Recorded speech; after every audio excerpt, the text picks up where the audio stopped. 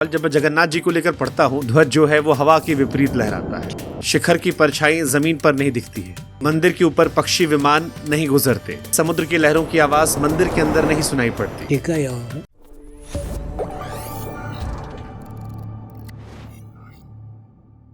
ठीक है महाराज जी, second last सवाल। जब मैं जगन्नाथ जी को लेकर पढ़ता हूँ इंटरनेट पर, क्योंकि जानकारी हमें उसी माध्यम से मिलती है, तो कई बातें आती है जो मैंने लिखी है, आप बता दीजिएगा ये कितनी सच है। जैसे एक आता है कि ध्वज जो है वो हवा के विपरीत लहराता है। ठीक है यार, शिखर की परछाई जमीन पर नहीं दिखती है। देख लीजिए जाके आगे। मंदिर के ऊपर पक्षी विमान नहीं गुजरते।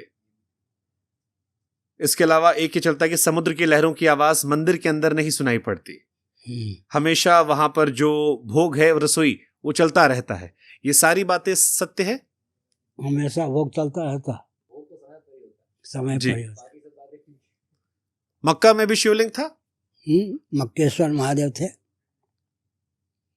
मक्केश्वर महादेव मूल में नाम है ना, शिव जी का तीर्थ। अच्छा, जितने मुसलमान हैं वो मक्का को पवित्र तीर्थ मानते हैं। वहाँ जाकर शिवलिंग लाते या नहीं? शिवलिंग लाते हैं, अपने घर में आरती भी दिखाते हैं, धूप भी दिखाते हैं। बाहर से कहते हैं हम हिंदू नहीं हैं। हिंदू नहीं है तो मक्केश्वर महादेव शिवलिंग क्यों लाते हैं? घर में आरती दिखाते या नहीं? अंदर की फूल पट्टी है। मैं मुसलमान नहीं, मुझे अंदाजा नहीं है। हमें कौन मुसलमान हूँ? जानकारी रखने के लिए मुसलमान होना पड़ेगा क्या? मक्का में जाते हैं, जरूर शिवलिंग लाते हैं जी। और वो अपने घर में रखते हैं, आरती उतारते हैं। बाहर से कुछ भी कहें, वो भगवान शिव को उपासक तो होता ही है। ठीक है, चैतन्य महाप्रभु का जिक्र कर लेता हूँ। पुरी में कई साल रहे और बाद में उनको लेकर भी मुझसे कई लोगों ने कहा कि आपसे थोड़ी चर्चा करें। 10 नामी सन्यासी थे। गौड़ी संप्रदाय ने उनको कहाँ ला के रख दिया? 10 नामी सन्यासी थे ना, दंडी स्वामी थे। कौन नाम था, क्या नाम था? श्री कृष्ण चैतन्य भारती से 10 नामी सन्यासी थे। जगत गुरु, जैसे अभी इस्कॉन हो गया या बाकी परंपराएं हैं, वो विश्व भर में सनातन का प्रचार प्रसार कर रही हैं। ये उनके जरिए प्रचार, कई लोग ये कहते हैं कि ये मुख्य काम जो था ये इस्कॉन वालों के जो शिष्य हैं, अपने को इस्कॉन वालों का शिष्य बोलते या हिंदू बोलते? इस्कॉन वालों का शिष्य हूँ। तो जब वो व्यापारी बन के आए थे तब तो बादशाह बन गए और लाखों हिंदुओं के शिष्य गुरु हो गए हैं। अब क्या होगा हिंदुओं का, इस पर आप सोच सकते हैं। दूसरी बात, अभी बांग्लादेश में उनके संप्रदाय के संत थे, उनको हिंदू मान के खदेड़ा गया या नहीं? खदेड़ा गया, भले वो अपने को हिंदू ना कहते हो। हमला हुआ है नहीं? इस्कॉन मान के हुआ या हिंदू मान के हुआ? हिंदू मान के। तो हिंदू मान के अपने को कहें ना कहें, दूसरे लोग तो उनको हिंदू ही मानते हैं। जिससे कई परंपराएं निकली, स्वामी नारायण भगवान की, या वो हमारे जिले से आते हैं जहाँ मेरा गोंडा में जन्म हुआ है। इस्कॉन का आप जिक्र कर रहे हैं, तो ये सनातन के लिए ठीक है प्रचार प्रसार हो रहा है या ये एक समस्या? ऐसा है कि अपने पंथ ये सब चलते रहते हैं, उसमें क्या है?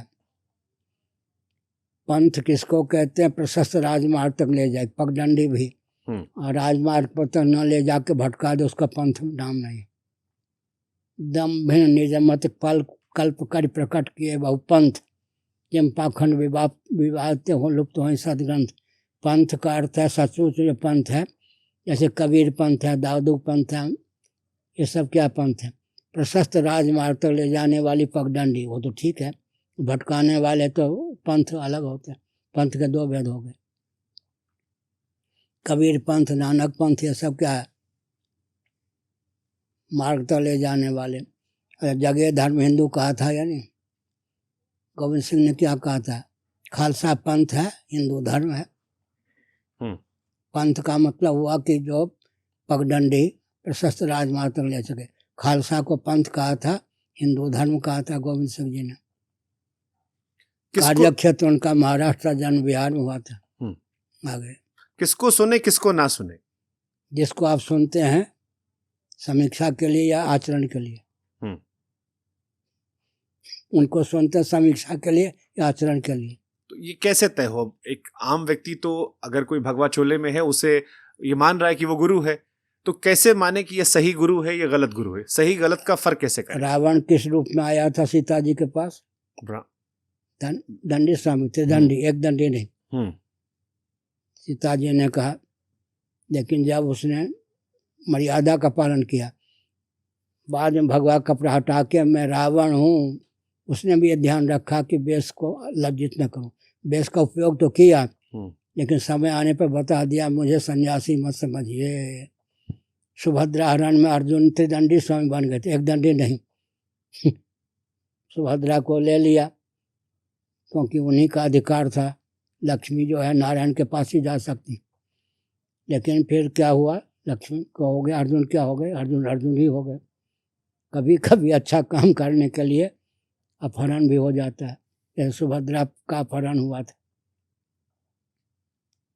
आखिरी सवाल महाराज जी, क्या विरासत आप देना चाहते हैं इस देश को? सुसंस्कृत, सुशिक्षित, सुरक्षित, संपन्न, सेवापरायण, स्वस्थ, सहिताप्रद व्यक्ति और समाज की संरचना।